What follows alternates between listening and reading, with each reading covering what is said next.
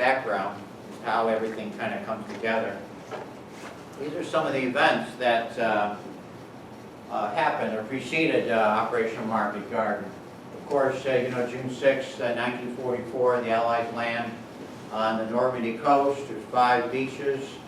So you have 2 American, 2 British, and 1 Canadian beach.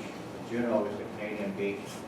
And they make that foothold, and that in itself is quite a remarkable operation. And of course, the Germans, they hem us in. You know, the Allies in there. It's really, really tough. Some of the terrain over there has a lot of hedgerows in it, which is what the French used to use to mark their fields. They took all the, they had sometimes a berm about so high, and then a hedge is growing on it. So you can't see, you can be like, from me to you, and because of the hedge, I don't know, you know, that's how close the fighting was. So it was very difficult, a lot of casualties. And so a lot of the larger German units, the armor, the SS units and armor units were opposing the British.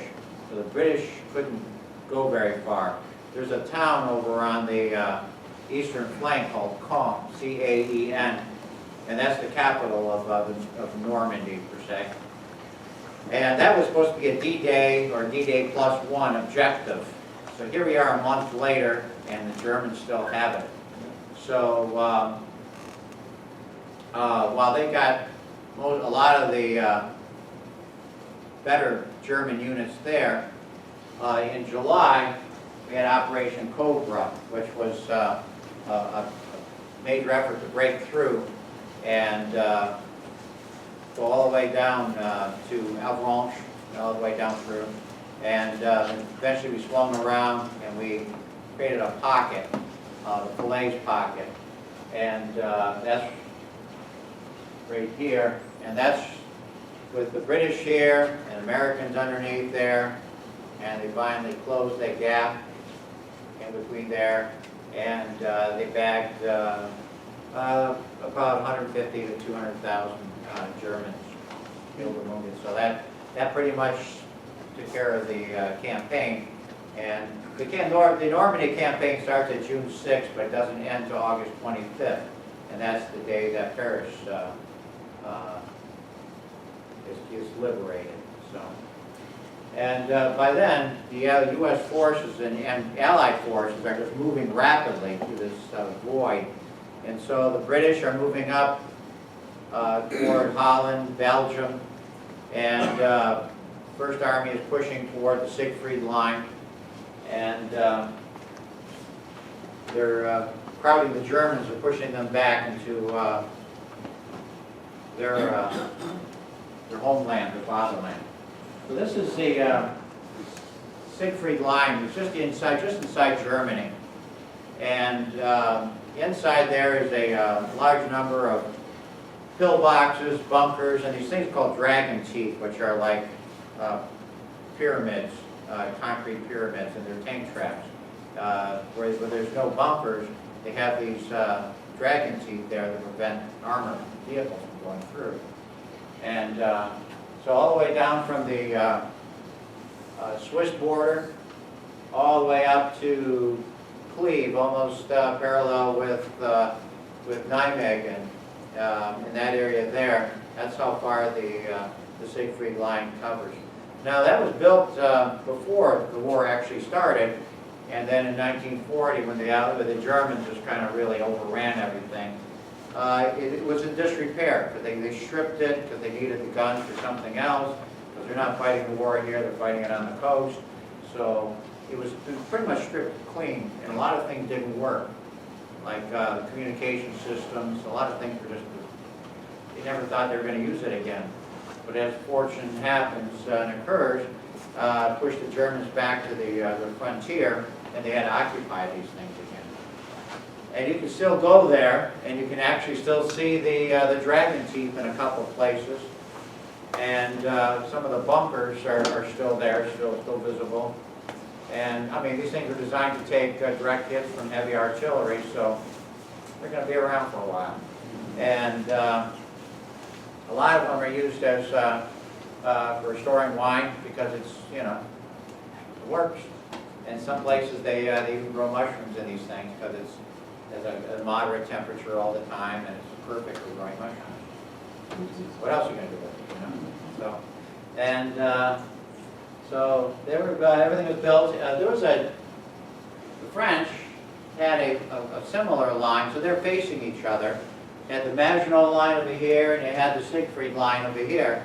And the Siegfried line, you know, they're Germany and France just never got along since the Franco-Prussian War. Well, you go back to, you know, Waterloo and Napoleon in the 1815 area, but they just never got along. So they always faced each other. But just like in World War I and World War II, there was this von Schlieffen plan. They just went over the edge of it. So they did that twice in World War I and World War II. So the plan for, now what you got, these fortifications here, you have 3rd Army was coming in right about here, Patton's 3rd Army. You had Patch and his 7th Army coming down this way here. They come up from south of France and in there. 1st Army was up right about over here. And then 9th Army is up there, and then you had the 2nd Army, which is British and Canadian. So you had a lot of people coming up. Eisenhower wanted this, his strategy was everybody pushed together, and someone's going to break through. So that was his grand strategy all along. So once they broke through in Normandy and just overran the Germans, it was a mad rush to get here. But they're all running their supplies, you know, because an average division requires, you know, over 100 tons of supplies a day, and then you have gasoline, everything else. So this Red Ball Express, if you've ever heard of that, is pushing all the stuff, getting it from Normandy, driving it down. So supplies and logistics begin to be a problem, and it's beginning to slow down the Allied advance. What we really need is an open water port. So the British were able to, in August, they capture Antwerp. But the problem is, the Scheldt Islands, which are out between Antwerp and the ocean, are still held by the Germans. So although you've got Antwerp, you can't use it. So they're made a big effort to try to get the Germans out of there so they can open that up and start bringing in supplies through there and shorten that distance between your base of supplies and the front lines. So there's a lot of things going on here, and so it's just, we're working. So gears are turning, different people coming up with ideas, because these fortifications are pretty formidable. So you can try to rush and push it head on. That's how that's how you're going to get a lot of casualties, and you may or may not get any degree of success. Monty comes up with another idea, and so as you can see here, you have the French 1st Army over here, but the 7th, the 3rd, the 1st Army, and then the Canadian 1st and British 2nd Army, and they're pushing up into Belgium. And at this point, the British get right up to that border between Belgium and Holland. And right up here, 1st Army pushes right up here toward Liège, and pushing the Germans back over here. And the Siegfried line is basically from here, Switzerland, going all the way up just inside the German frontier. And it looks like things are going to take forever, you know. But realizing the basic geography of the whole situation, the plan is, you can see under where it says Netherlands there, you can see Arnhem. And Arnhem is right on the Rhine River. The Rhine River kind of goes like this. It flows this way, flows north, and it cuts over to the west. Arnhem is right on the Rhine River. And the plan is that if they can go ahead and reach that section, 64 miles 64 miles from the Belgian-Dutch border, going through Eindhoven, Nijmegen, and getting to Arnhem, and then you turn right and head east, and the ground there is fairly flat and level, good tank country, and it continues that way all the way through northern Germany. So Monty, very optimistic as he is, but also very cautious, his plan, he proposes a plan to Eisenhower, who initially doesn't like it because it's totally against what he wants, a total front, everybody pushing together, not giving the ball to one organization at a time. And also, Montgomery wanted priority of supplies. That means supplies is a premium right now for all these armies here, but he wanted all the supplies to go to him. You know, he wanted everything, and Eisenhower said, nope. And Montgomery gets very upset, gets very dramatic. Eisenhower had to remind him, you know, you're talking to your boss now. And he's tearing things up and everything else, really getting excited. And finally Eisenhower says, okay, this is what we'll do. You're not going to get priority supplies, you'll get enough to be able to do the job, but they compromised on this whole thing. Now that was, that approval occurred on September 10th, 1944. D-Day for Operation Market Garden, the day it's, you know, D-Day isn't Normandy, it means the day. And that is September 17th. So this is something, all this happens, the planning happens in 1 week. 1 week, 7 days. And this is, keep that in mind as I go through everything here. And it's just an astronomical, I'm impressed that all these resources and everything can come together and be able to launch this operation in 1 week. Normandy took like, Christ, over a year and a half, you know, so. How many people were going to be involved in that? Well, here you go, well, I got an answer for your question. Okay. Let me, Can I ask you 2 quick questions before you go? sure. Weren't there railroads going that way? Did the Germans destroy them? Well, they've been blasted a long time ago, because part of the whole preparation for Normandy is saturation bombing of the rail yards and everything else, destroying the rolling stock and tracks for the Germans. So. And I know Switzerland is considered neutral, but couldn't it go through Switzerland and Well, bypass the sea-free line? Well, we did come up from south of France here. The 7th Army did, and came up this way. Switzerland's over here. You have Germany over here, and then Italy from the south. So all that's still in German hands. So the Allies, the Americans came up through, landed south of France, and pushed all the way up through Lyon, and jumping off into here. So they got a lot of horsepower going for them right over here. Here's the plan. And they said it was approved by Eisenhower on September 10th. And you have 2 phases. It's called Market Garden. Market is the airborne phase, and Garden is the link-up. So you have all these water routes. There's something like 6 major waterways going east-west, all the way from, well, this is the Belgian border here, right here. But through Eindhoven, you have canals over here. If you know the Dutch, they got these canals all over the place. And going all the way up, you have some major rivers over here. It looks like it says grave. It's pronounced grava. Grava. Not grave. It looks like grave, though. It's, the guy's going to Grava over there saying, I don't know about this place, you know. A misgiving. But Grava is right at the Maas River. And this over here is the Maas coming across. It's a major river.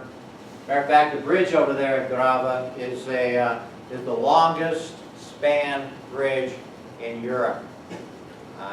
During World War II. Now I don't know, but it's still there. Captured the bridge intact. The Germans didn't blow it. So, and then over near Nijmegen, You have two bridges that cross there. Now you have three. But back in World War II, you had two, the highway bridge and the railway bridge.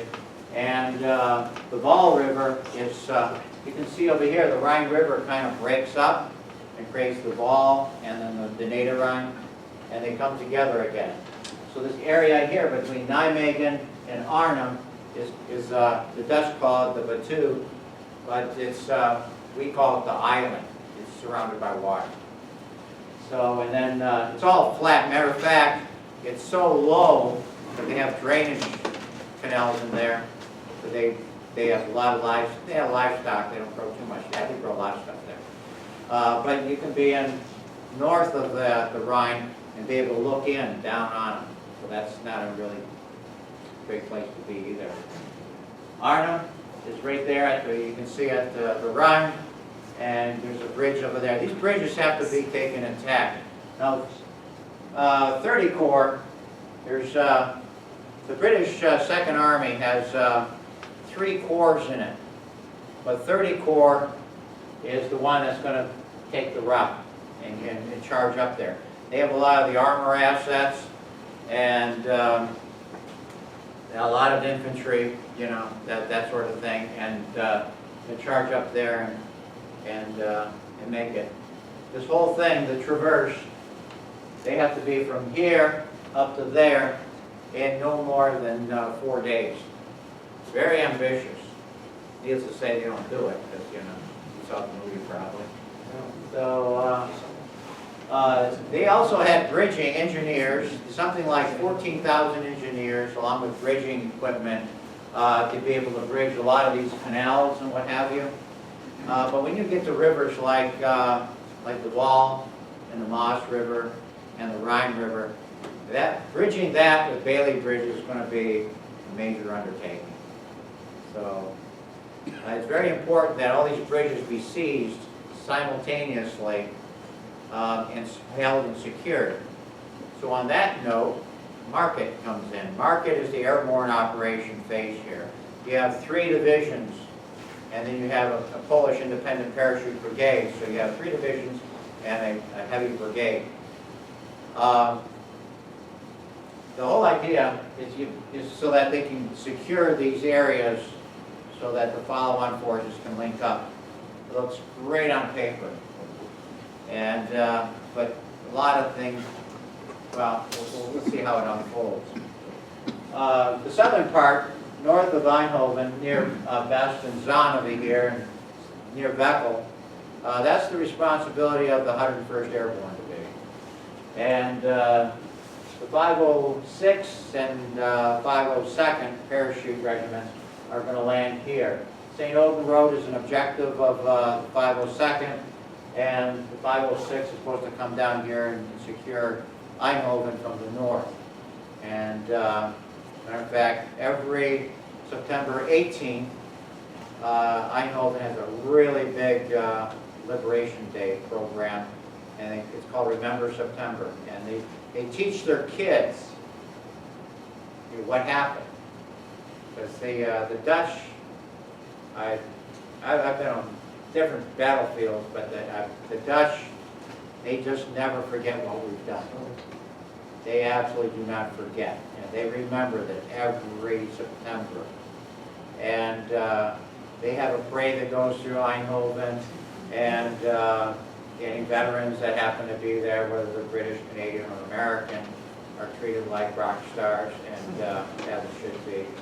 I took a friend of mine, Don Rudder, over there. He was in the 505 82nd, and he had 3 combat jumps.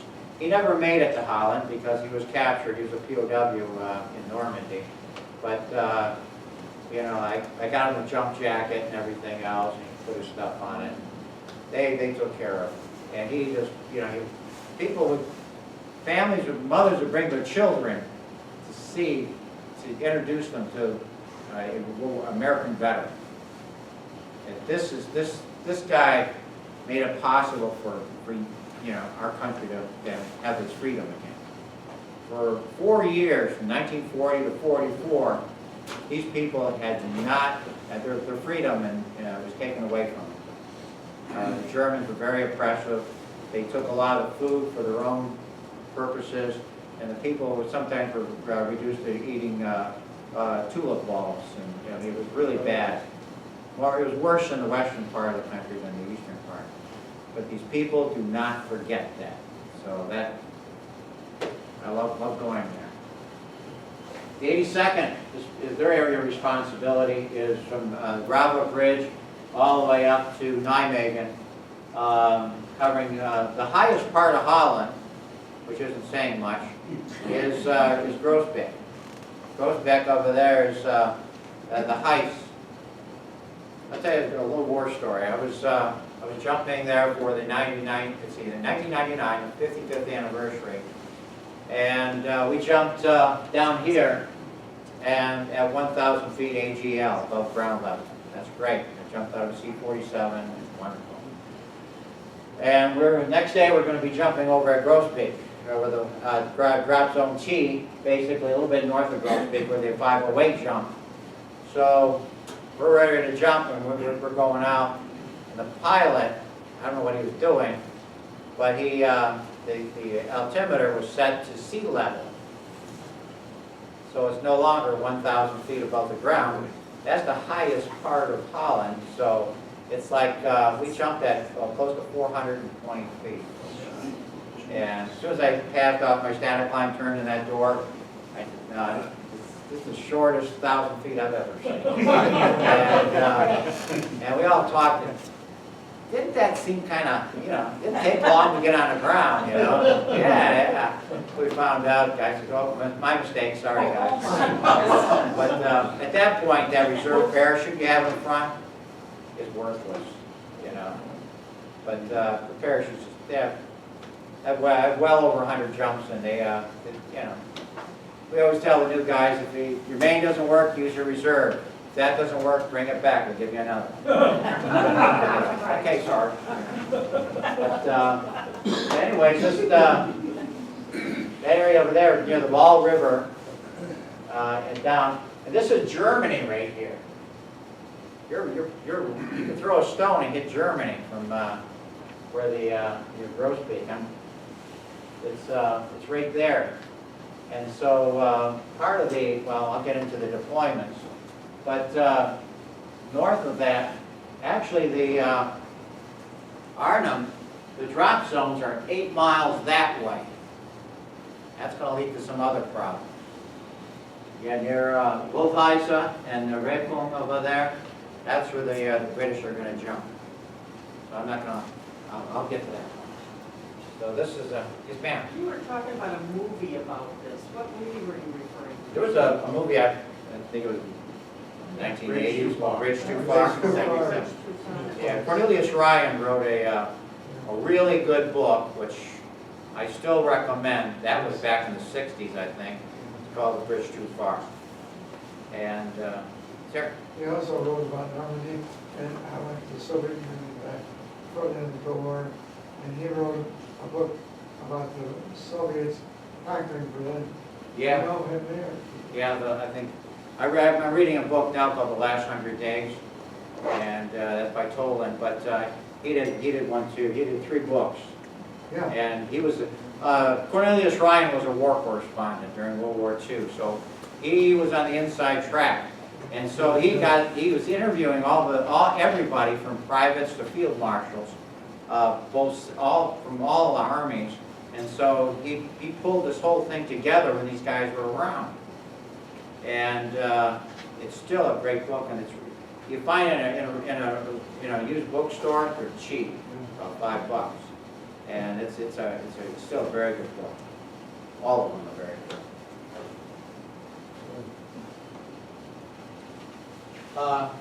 Plan for market. I think I pretty much told you that already. But you had the airborne divisions coming in, supplying, dropping, and securing the bridges and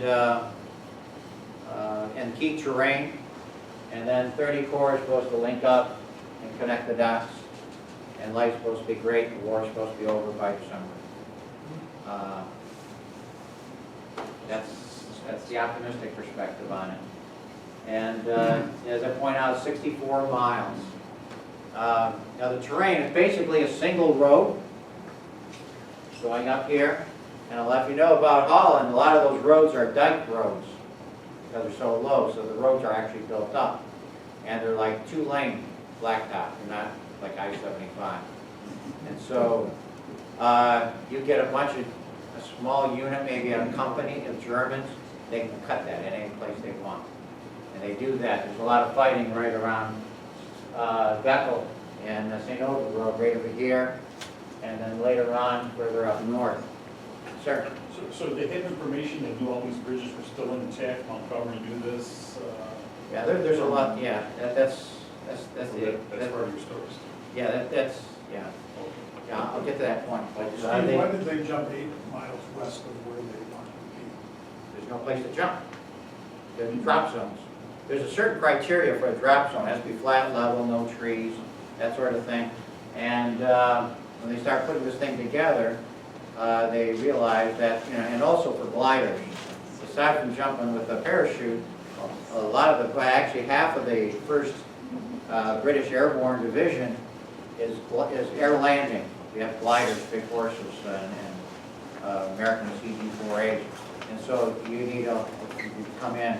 You got to get that final approach and stick with it. You can't go back around and try it again. You're committed. So that becomes an asset too. The airborne divisions by nature are very light. They don't have a lot of heavy equipment. And that's where the gliders come in, because they can bring in jeeps, anti-tank guns. The British 6-pounder anti-tank gun fits in a glider. The wheelbase is such. The American 57mm anti-tank gun can't fit in a glider. So all the anti-tank units are using British 6-pounders. And there's no trucks, there's no heavy, everything is jeeps and trailers. That's it. There are some artillery, 75mm pack howitzers. They come apart, and so the plane drops all these packages. You have to find it and put it all back together again. But they learned from Normandy. They daisy-chained everything together. So underneath the aircraft, they had these parapacks that would drop them, and this keeps all the pieces together, so you can put it all back together again. And so you have some units, 75mm pack howitzers that can land. Also, they have short barrel 105 that they can bring in by glider also. So you don't have a lot of stuff here. So German armor can really do a lot of mischief here if given that opportunity.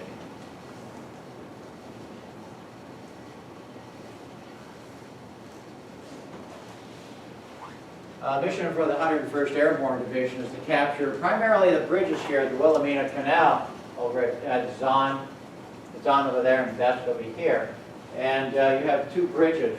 What General Maxwell Taylor, the division commander for the 101st, the route was originally going here. So he said, well, I want, that's putting too many eggs in one basket. So he saw the map and he assigned these as the objectives. So you have 2 bridges going across. So if one doesn't make it, you still have another. Turns out the Germans blow the bridge at Zahn on September 17th, and that slows everything down, the Allied advance, by 12 hours. So that's how things begin to pile up. Up here at Bethel and Scheidel over there, we have a regiment from the 101st lands over there, because there's some other small bridges, but you've got to capture these things intact. So they jumped on those, and so they're able to secure that. But no one's going over there until they get, as it turns out, the bridge at Best over there wasn't big enough to hold any of the heavy stuff, so they had to build a Bailey Bridge. Bailey Bridge is, that is it's a system that's like an erector set.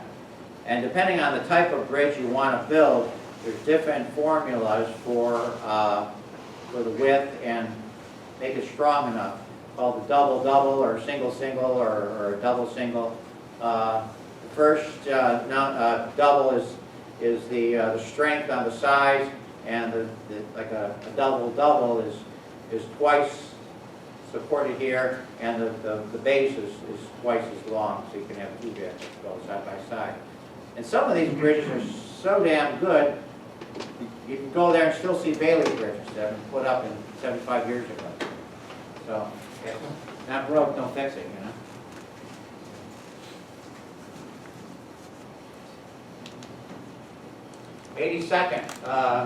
South of Nijmegen. The job is to, the 504 is given the mission of taking Grava Bridge over the Wall, not over the Maas. And the best way to capture a bridge is both ends at the same time. So 2nd Battalion, 504, that's their mission, to take that bridge. So they drop one company, Company E, over here, and it almost goes haywire because they missed their drop zone, their landmarks, they got it confused and they're headed to the wrong direction. But one platoon by a lieutenant by the name of Thompson, John Thompson, he saw what was going wrong and he told the pilot to go there. And so the 3 planes, his element, went there and dropped right about here near Grava. There were some Germans that were in Grava, and you can still see some of the bunkers over there. And it's interesting, you see the bunkers, you can see where they were strafed, you can see 50 caliber damage, battle damage to some of these bunkers. But his platoon landed there. It's going to take a while for the rest of the company to link up with them. But he scrambles and he takes his end, and then Dog and Fox Company from 2nd hit the other bridge on the other side here. So they capture that within the first hour of landing. The largest bridge in Europe is in American hands. So that is just phenomenal. And the Germans just basically gave up. They have flak towers over there on either side to defend the bridge. And so a lot of the guys had to go, and they had 20 millimeter shells are like this. So they're being shot at by 20 millimeter, but they could only depress the muzzle at a certain point. So once you got underneath it, they were able to use automatic weapons fire, grenades, rifle grenades, things like that to knock it out. So that's pretty secure. And then you have connecting the Waal River up there near Nijmegen and the Maas River here. The Dutch have a canal system called the Maaswal Canal. And that separates the terrain here. And so there's 3 bridges here that have to be taken. And B Company from the 504, and then also F Company from the 505th. So they land here, 504 lands here, so they take the bridge at the same time. This bridge over here they capture. This one over here, the Germans blow it, and the other one over there is damaged, but it's repaired, and that becomes useful too. It goes right into Nijmegen. So this opens up everything now from here to here, and going up into Nijmegen. This is Germany over here. And there are German units in this area here, and they're in danger of overrunning. This is one of the drop zones right here. And they have to keep that because you have follow-on troops. Now, this is the